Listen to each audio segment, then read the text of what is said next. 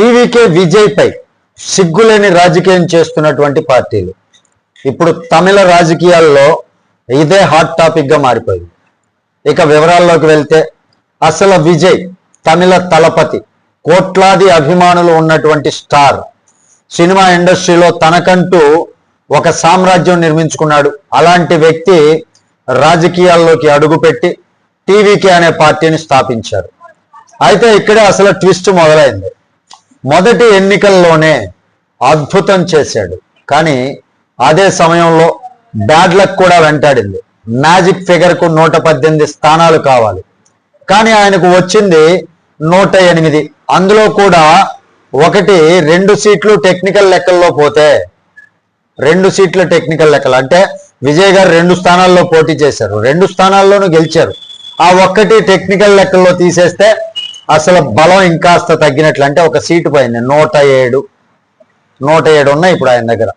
అంటే ప్రజలు గెలిపించారు, కానీ పూర్తి అధికారం మాత్రం చేతికి అందలేదు.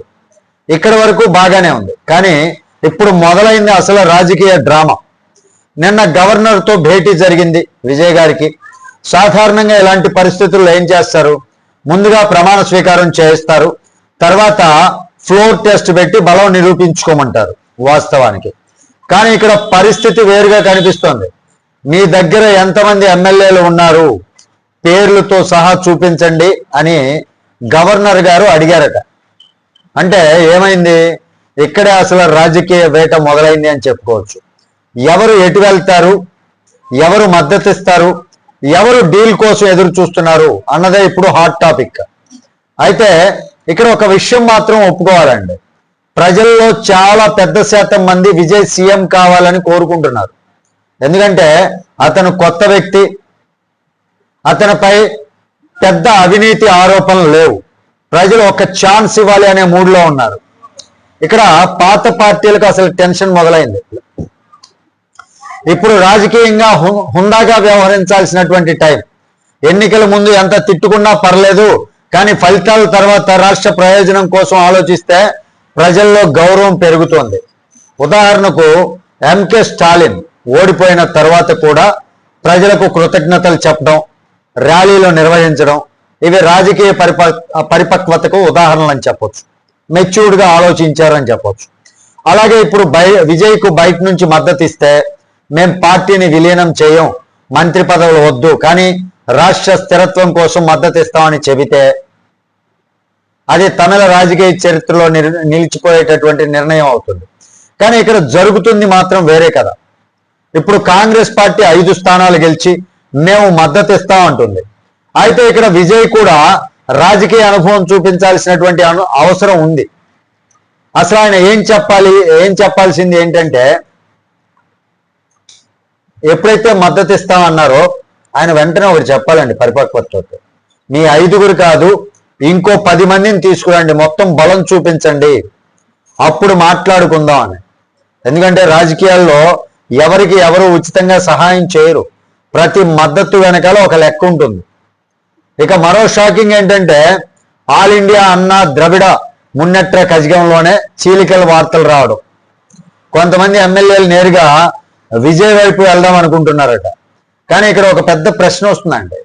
ఒక ఎన్నిక ఓడిపోయామంటే వెంటనే పార్టీ మార్చేయాలా? సిద్ధాంతాలు, నైతిక విలువలు, పార్టీపై విశ్వాసం ఇవన్నీ ఎక్కడికి పోయాయి? అయితే మరోవైపు రాజకీయ వాస్తవం కూడా ఇదే. హంగ్ అసెంబ్లీ అంటే ఎమ్మెల్యేల మార్కెట్ మొదలవుతోంది. ఇక్కడే బీజేపీ, కాంగ్రెస్, కమ్యూనిస్టులు అందరూ తమ లెక్కలు వేస్తున్నారు. ఎవరికి ఎంత బలం, ఎవరిని ఎటు తిప్పుకోవచ్చు, ఎవరితో ప్రభుత్వం కట్టించాలి అన్నది పెద్ద గేమ్గా మారిపోయిందండి. ఇంకా షాకింగ్ విషయం ఏంటంటే, కొన్ని చోట్ల వస్తున్నటువంటి కథనాల ప్రకారం, ఇవన్నీ కథనాలేనండి, కొన్ని చోట్ల వస్తున్నాయి, మెయిన్ స్ట్రీమ్ మీడియాస్లో కూడా వస్తున్నాయి ఈ కథనాలు. అయితే ద్రవిడ మున్నెట్ర కజగం మరియు అంటే డిఎంకే పార్టీ మరియు all India Anna Dravida Munnetra Kazhagam AIADMK party 2 కలిసి విజయ్ను అడ్డుకునే ప్రయత్నం చేస్తున్నాయట. ఇది మెయిన్ స్ట్రీమ్ మీడియాలో కూడా వస్తున్నటువంటి కథనాలండి. నాకైతే ఇక్కడెక్కడ కూడా ఇలా చేస్తే ప్రజల్లో వాళ్ళ మీద ఇంకా వ్యతిరేకత పెరుగుతుంది. ఓకే, ఇప్పుడు కొన్ని సీట్లైనా ఇచ్చారు, 59, 69 ఇలా, డిఎంకేకి 69 ఇలా కొన్ని సీట్లైన వాళ్ళకి కేటాయించారు ప్రజలు నమ్మకంతో. ఎక్కువ మంది ప్రజలు విజయ్కి మద్దతు ఇచ్చినప్పుడు ప్రజా తీర్పును గౌరవించకుండా వీళ్ళేదో పంచుకుంటున్నట్టు, రాజకీయాల్లో సీఎం సీట్ ని పంచుకునేలాగా ఒక 2.5 సంవత్సరాలు స్టాలిన్, ఒక 2.5 సంవత్సరాలు ఆయన, అలా పంచుకుంటూ పోతే జనాలకు విలువ ఎక్కడిచ్చినట్లు? ఇలా కానీ 2 పార్టీలు మిక్స్ అయితే నాకు తెలిసి ఓకే, ఇప్పుడైతే హ్యాపీగా రాజ్యం చేయొచ్చు. కానీ ఆ తర్వాత విజయ్ ఈసారి మ్యాజిక్ ఫిగర్ దాటి, అంచనాలను దాటి ఇంకా ముందుకెళ్తాడు. ఎందుకంటే జనాలు ఇంకా నెగిటివ్ అయిపోతారు వీళ్ళపైన, డిఎంకే పైన, ఏఐఏడిఎంకే పైన. ఒకప్పుడు నిన్నటి వరకు బద్ధ శత్రువులుగా కొట్టుకున్నటువంటి పార్టీలు ఇప్పుడు కలిసిపోయారు అంటే వాళ్ళ సిద్ధాంతాల పరంగా అంతా వదిలేసుకున్నట్టు, సిగ్గు వదిలేసుకున్నట్లే పక్కాగా చెప్పాలంటే. ఇలా విజయ్ని అడ్డుకునే ప్రయత్నం చేస్తున్నారు అని చెప్పి కథనాలు అయితే వస్తున్నాయి. ఒకవేళ ఇది నిజమైతే మాత్రం తమిళ రాజకీయాల్లో ఇది చారిత్రాత్మక భూమిరాంగా అవుతుంది. ఎందుకంటే ఎన్నో దశాబ్దాలుగా ఒకరినొకరు శత్రువుల్లా చూపించుకున్నటువంటి పార్టీలు ఇప్పుడు ఒక్క విజయ్ను అడ్డుకోవడానికి కలిస్తే ప్రజలు ఏమనుకుంటారు? ఇద్దరు ఒకటే అనేటటువంటి భావన బలపడుతుంది. అప్పుడు ఏమవుతుంది? ప్రజలు పూర్తిగా కొత్త ప్రత్యామ్నాయం వెళ్తారు. అంటే విజయ్ను అడ్డుకోవాలనుకొని వాళ్ళే తమ రాజకీయ సమాధులు తామే తవ్వుకున్నట్లు అవుతుంది. వాస్తవం ఇది. ఈసారి ఓకే, ఈ 5 ఏళ్ళు పోతే నెక్స్ట్ తర్వాత వీళ్ళకి 0 సీట్లు ఇచ్చిన ఆశ్చర్యపోనక్కర్లా, మట్టి కొట్టుకుపోతారనమాట. అంటే అసలు పూర్తిగా తుడిచిపెట్టుకుపోతుంది పార్టీ. జనాల్లో ఆ కొద్దిపాటి విశ్వాసం కూడా పోగొట్టుకుంటారు. ఇక్కడ అసలు సింపతి మొత్తం విజయ్కే వెళ్తుంది ఇప్పుడు, వాళ్ళు కానీ ఇలా కలిసిపోతే. ఎందుకంటే మిగతా వాళ్ళు రాజకీయాల్లో కరుడు కట్టినటువంటి ఆటగాళ్ళు, కానీ విజయ్ మాత్రం ఇంకా రాజకీయంగా చెప్పాలంటే పసిపిల్లవాడి లాంటి వాడు, పసి కోణ అని చెప్పొచ్చు.